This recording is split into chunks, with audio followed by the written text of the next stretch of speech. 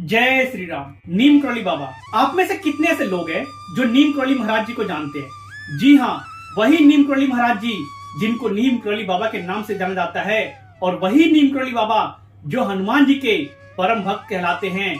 जी हाँ दोस्तों, नीम करौली बाबा का आश्रम उत्तराखंड के नैनीताल जिले में कैंची धाम में है, जो कि वहां पे जाने के बाद आपको बहुत ज्यादा सुकून मिलेगा।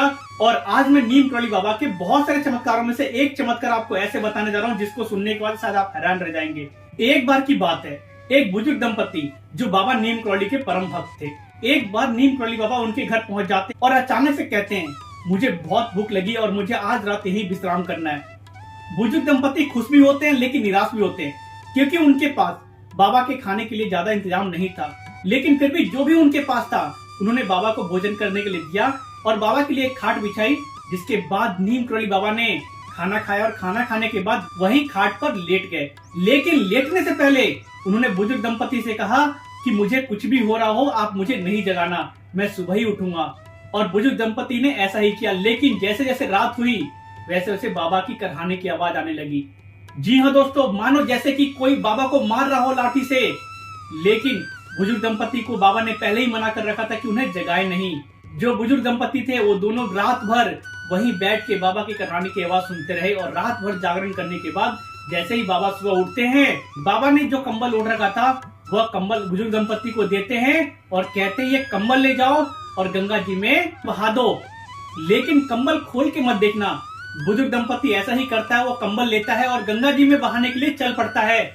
लेकिन जैसे जैसे वो आगे जाता है उसे कंबल में से ऐसा लगता है मानो जैसे लोहे टकरा रहे हो। जी हाँ दोस्तों, और वो एक आम कंबल से बहुत ज्यादा भारी वजन वाला कंबल था। लेकिन जैसा कि नीम करौली बाबा ने बुजुर्ग दंपति को बोला था, कंबल खोल के नहीं देखना, सीधे ले जाकर गंगा में बहा देना और बहाने के बाद घर वापिस आ जाना। बुजुर्ग दंपति ऐसा ही करता है और गंगा में ले जाकर बहा देता है और बुजुर्ग दंपति अपने घर आता है और नीम करौली बाबा वहां से प्रस्थान करते हैं अपने धाम पे। लेकिन चमत्कार की जो बात है वो ये है, जो बुजुर्ग दंपति था उसका एक बेटा था जो ब्रिटिश सेना में था और दूसरे विश्व युद्ध में बर्मा फ्रंट पे तैनात था।